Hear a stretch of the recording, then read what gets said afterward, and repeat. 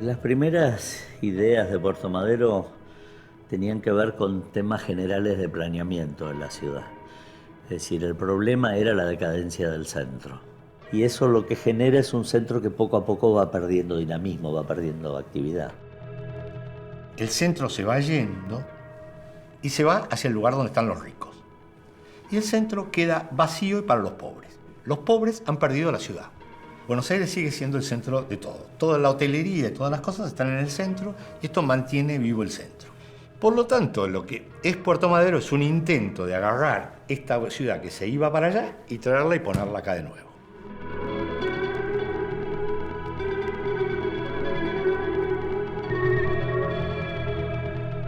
Dinamizar el centro, abriendo un espacio donde puedan producirse productos de última generación, era una gran salida para el centro de la ciudad. El Ayuntamiento de Barcelona tiene preparado un proyecto según el cual los muelles que van desde el Paseo de Colón hasta la Barceloneta abandonarían sus actuales funciones comerciales para convertirse en una amplia zona de esparcimiento ciudadano.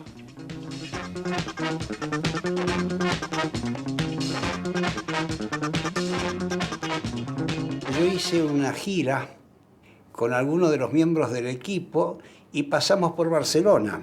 Pascual Maragall era el intendente y tenía un equipo de mucha interactividad con América Latina.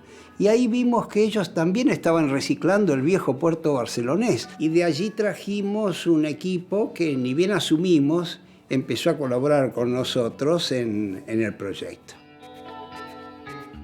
Fue un momento, no sé si único, pero fue muy singular. Creo que pocas veces se repitió en la ciudad, como en ese momento, en el cual una gestión protagonizada por una persona entendía que manejar una megalópolis como Buenos Aires era hacer política urbana. ¿Qué perfil de ciudad se buscaba? ¿Qué se quería hacer con esa ciudad? En esa oportunidad, Buenos Aires tuvo como un acercamiento concreto y real, además con acción, en el cual Carlos Grosso fue un singular impulsor y ideólogo de esa concepción, ¿no? Hubo un momento en donde se sanciona la ley de reforma del Estado y la ley de emergencia económica. Entonces esa ley permitía escindir empresas públicas. O sea, en lo que consistía era en una empresa de la ciudad, que era AUSA, y la Administración General de Puertos, era una sociedad del Estado, se fusionaban y daban origen a una tercera sociedad, una sociedad anónima, que pasaba a ser la propietaria de esos terrenos y a la que se le encargaba la urbanización. Era una cosa insólita. El Estado Nacional ponía las tierras y nosotros poníamos la gestión y el proyecto. Y era una sociedad 50 y 50 con una corporación que se creaba bajo las normas del derecho privado y no del derecho público, con lo cual la corporación tuvo una dinámica y una capacidad de hacer muchísimo más intensa que lo que habitualmente daban los modos de la administración pública. En el decreto del 17 de noviembre de 1989 se le entrega en propiedad a esa Corporación de Desarrollo Urbano la propiedad, o sea, la titularidad de dominio de toda esa fracción de tierra. Por suerte se pudo hacer así y no entrar en procesos de concesiones de tierra, etcétera, que eran dificultades enormes para en aquella época encarar cualquier tipo de llamado a la participación privada sobre esa zona. El gran proyecto de la Corporación Puerto Madero es haber inventado la Corporación Puerto Madero, o sea, haber inventado una manera de gestión. El primer conflicto fue con la IGJ, porque una persona que tenía autoridad en ella sostenía que no se podía hacer una corporación tan despareja donde la nación colocaba las tierras y la ciudad solo colocaba ingenio. ¿Y nosotros qué poníamos? La miserable alegría de crear, y eso no valía, para él valía menos 10. Nosotros, para ganar tiempo, lo que empezamos a hacer es tratar de aprender de las experiencias que se habían hecho de remodelación de estos antiguos puertos y waterfront. Había algunas experiencias interesantes en Estados Unidos, sobre todo el puerto de Baltimore. En New York habían hecho Battery Park y había ahí una experiencia. Y César Pelli de alguna manera nos dio una mano para tomar contacto con la gente que había hecho ese desarrollo. Había también una experiencia negativa de cómo hacer esas cosas, digamos, que eran los Docklands en Londres. Todo eso fue hecho con gran cantidad de plata de fondos públicos. Puerto Madero no. Inclusive Puerto Madero nunca fracasó, como sí fracasaron los Docklands de Londres. Nos íbamos encontrando con los primeros problemas que eran los vecinos. Vecinos muy poderosos, como por ejemplo el Diario de la Nación, que en ese momento tenían como la primer fila de edificios sobre el río. Los primeros que aparecieron fueron los operadores del puerto, que pensaban que perdían una parte importante de su operación, y esto, digamos, coincidió con lo que fue la licitación de los muelles del puerto, y por lo tanto ellos centraron su discusión en cómo iba a ser la nueva operación del puerto, y a Puerto Madero un poco lo aceptaron, digamos, resignarlo. La conjunción de esa decisión política de hacer, más las facilidades que ese contexto normativo, etcétera, que se estaba gestando en ese momento, fueron cruciales para que Puerto Madero dejase de ser otro proyecto más, porque hubo infinitos proyectos, no sé infinitos, pero varios proyectos previos que nunca pasaron de ser un trabajo de laboratorio, de un ensayo, planos, dibujos, etcétera. Nosotros teníamos la clara convicción de que Puerto Madero había que hacerlo. Íbamos a hacer un concurso, pero cambiando un poco las características de los concursos. Es decir, no iba a ser como los concursos tradicionales de arquitectura, iba a ser un concurso de urbanismo. Participamos de la elaboración de las bases, junto con la arquitecta Odilia Suárez, el arquitecto Heriberto Allende, el arquitecto Jorge Moscato y yo. Y con eso se llegó a elaborar, después de varios meses de trabajo, una de lo que puede haber sido las ideas básicas y originales que conformaron lo que terminó siendo finalmente lo que es hoy la morfología que uno ve en Puerto Madero. Puerto Madero tenía que parcelar chico, porque cuando más chicas fueran las parcelas, mayor era el espectro de inversores que podíamos convocar. Los inversores solo veían torres como posibilidad de construir, y en este sentido imaginaban Puerto Madero como un bosque de torres. Nosotros insistíamos mucho en las tipologías de la ciudad, es decir, en unas manzanas rectangulares, no sé, que tuvieran un centro manzana, pero que reprodujeran la morfología de Buenos Aires, con plantas bajas comerciales. Claro, la discusión era entonces dónde se ponían unos y otros, y más o menos la proporción era que había que hacer tantos metros cuadrados en edificios, digamos, tipo palazzo, como en torres. Había que diseñar una ecuación económica financiera con los recursos propios de la corporación. O sea, los recursos eran los ingresos a través de las ventas, y con esos ingresos hacer los desarrollos de infraestructuras, parques, paseos, mobiliario urbano. Bueno, todo había que gestionarlo y mostrar alta calidad. Conceptos básicos, uno era el tejido de una cierta característica sobre el borde de los diques de dos manzanas, que conformaran como una zona urbana, etcétera, y el detalle, digamos, singular de los dos clústeres de torres, o sea, de los dos racimos de torres que se metían en la zona destinada a áreas verdes del parque que finalmente se terminó construyendo en Puerto Madero, como un área, digamos, donde alojar los grandes edificios que en aquel momento pensábamos. 98 proyectos recibimos. Y yo puse una sola condición al concurso, que no hubiera un solo primer premio. Elegimos 3 con tan buena fortuna como para que uno de ellos fuese el estudio de Bortagaray, que venía trabajando desde hacía muchos años con este tema, y que los otros 2 fueran 2 estudios de gente muy joven, que le colocó a lo que era un cierto clasicismo de Bortagaray la alegría y la espontaneidad y la creatividad de dos estudios jóvenes que luego crecieron en prestigio. Las calles ya estaban los puentes. La primera estrategia fue cómo reutilizar eso como si fuese realmente más un reciclaje de un área que la creación de un área nueva. Lo primero que había que sortear era llegar, pasar de un lado al otro.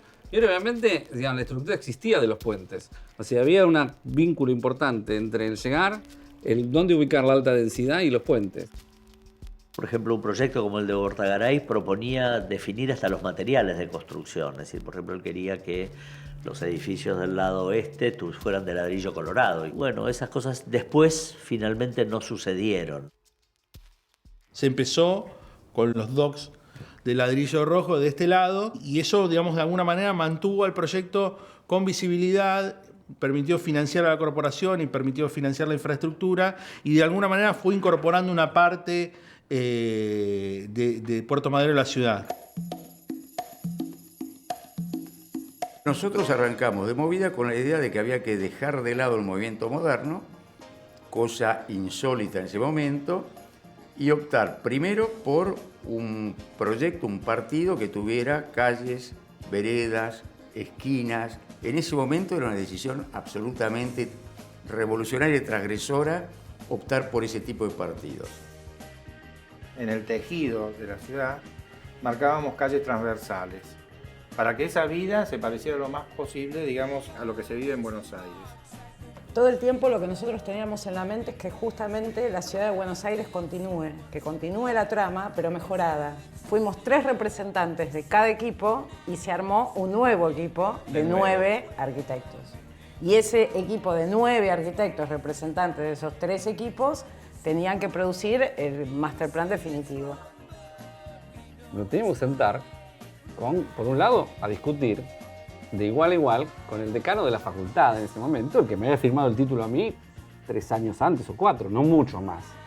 Y con Enrique y el equipo de Enrique, que después fue el secretario de planeamiento. O sea, era una cosa complicada. Sí. Y nosotros teníamos novio cumplido 30. No, yo tampoco. Ni éramos unos nenes. Éramos unos nenes. Todas las discusiones las llevábamos al papel, entonces se armaban enchinchadas, se veía lo que estábamos diciendo. Me acuerdo de Manolo discutiendo, sentado en su tablero y con la paralela todo el tiempo, discutiendo y sin dejar de dibujar. Y él no dejaba de dibujar, me acuerdo. La necesidad de integrar unas tierras a una ciudad que de alguna manera ya tenía sus lineamientos generales plasmados y consolidados, una de ellas fue trasladar la forma de resolver los edificios en altura, que era la clásica, lo que llamábamos la clásica después propiedad horizontal. Pensábamos sí que las torres tenían que llegar al piso y que no tenían que tener basamentos, sino que tenían que estar rodeadas de jardines con el suficiente espacio alrededor como para que esos jardines participaran del espacio urbano también. Para octubre-noviembre de 1992 se pudo entregar finalmente el plan maestro que diría que en un 98% resume hoy lo que es la conformación de Puerto Madero, básicamente en el lado oeste, es decir, de los diques hacia el río. Digamos. Nos tocó transformar el plan maestro en un proyecto de ordenanza para que tuviera ya norma normal y fuera un distrito normal y todo el mundo pudiera desarrollar normalmente la construcción como en cualquier otro lugar de Buenos Aires, sin la necesidad de una intervención especial y de una autorización especial. La primera intervención fue el deslinde fue al decreto, el decreto termina en la escritura de dominio original que hace la Escribanía de Gobierno y es el antecedente no solo de las normas, sino de todos los títulos de propiedad de Puerto Madero. Una de las ideas que nosotros teníamos era que para democratizar el uso del desarrollo teníamos que hacer mucho hincapié en una gran dotación de espacios públicos, digamos, ¿no? Entonces, ¿qué pensamos en ello? Primero, el tema del agua y de la preservación de los 4 diques y sus casi 40 hectáreas de superficie, más todo un paseo público alrededor, como son hoy las famosos malecones o banquinas, como le decíamos en aquel momento, que había muchas presiones, intenciones y muchos proyectos anteriores en los cuales había diques que directamente los rellenaban, otros que les pasaban con vialidades por el medio. Si nosotros entendimos que eso en esa zona no podía ser, que además teníamos que preservar el espíritu del viejo puerto porque era algo ya incorporado en el colectivo de la ciudad de Buenos Aires, que poco se había visto porque se veía a través de unas rejas.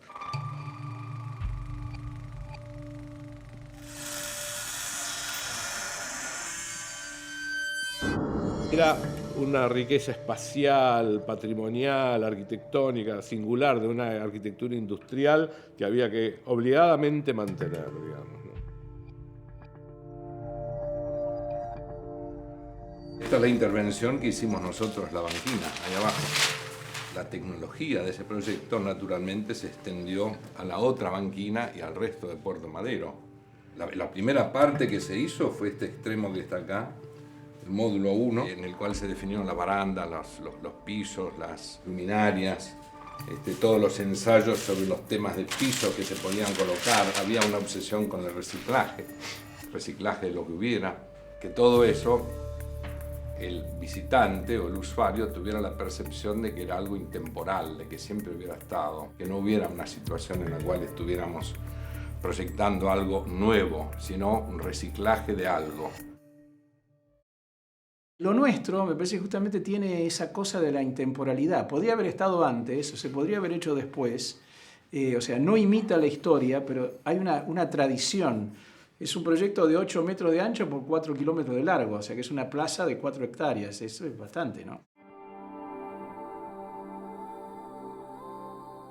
Era inevitable que uno se imaginara el cruce peatonal en el dique que decíamos institucional, que es justo detrás de la Casa de Gobierno, y que se continuaba el eje. Y apareció el puente. En el proyecto hay un puente que era diferente, no era el puente de Calatrava, pero era el puente en ese lugar.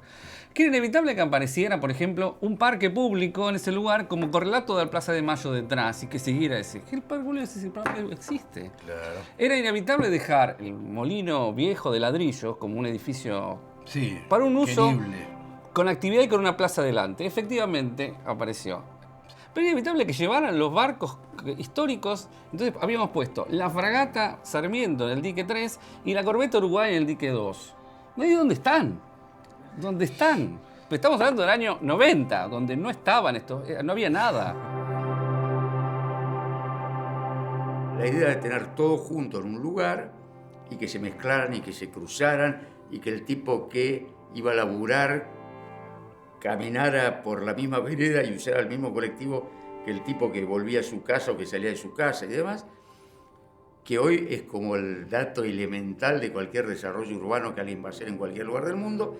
En ese momento era absolutamente nuevo y bueno, nosotros teníamos en claro esto en principio. Estaba claro que si se llegaba a hacer una experiencia potente sobre ese espacio tan fuerte como es el espacio de los diques, con los galpones colorados, etc., la volumetría que se construye ahí alrededor tenía una vocación de convertirse un poco en la postal de la ciudad.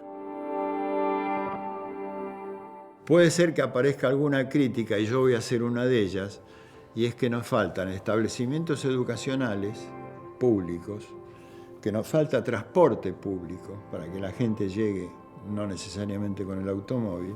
Y yo diría que tal vez darle a los silos, que una vez fueron contenedores de granos, un destino definitivo. Es un barrio que pasó a existir, o sea, con sus críticas de segmento o de sesgo elitista o digamos, con distintas opiniones sobre la manera que se ocupó, pero es el modelo que podía tener eficacia y realidad, pero es un segmento de la ciudad que vive. En el fondo el éxito del proyecto es la totalidad. Digamos, es todo eso que uno ve con las torres, con los diques. Hay obras de arquitectura buenas, hay obras de arquitectura regulares y hay obras malas. Y así es la ciudad, digamos. Está bien que así sea. El proyecto de Puerto Madero ha sido tan exitoso porque tuvo un master plan. No solamente porque tuvo una visión de alguno de nosotros estratégica, sino porque tuvo un master plan. Una fuerte, digamos, vocación de que esto no fuese otro proyecto Pero al mismo tiempo sabíamos que el proyecto iba a durar lo que duró, 20 y pico de años. El concurso, la verdad que creo que fue una experiencia muy positiva. Aprendimos a, digamos, dar el debate social y que haya conflicto y no asustarnos con el conflicto. Haber empezado a hacer, haber logrado destrabar esta complejidad, hizo que, digamos, en un tiempo relativamente corto, como fueron 20 años, se hayan hecho 3,5 millones de metros cuadrados en el microcentro, y digamos, en obras de buena calidad. Hoy es casi una imagen de Buenos Aires tan importante como el Obelisco o la Casa de Gobierno y la Plaza de Mayo.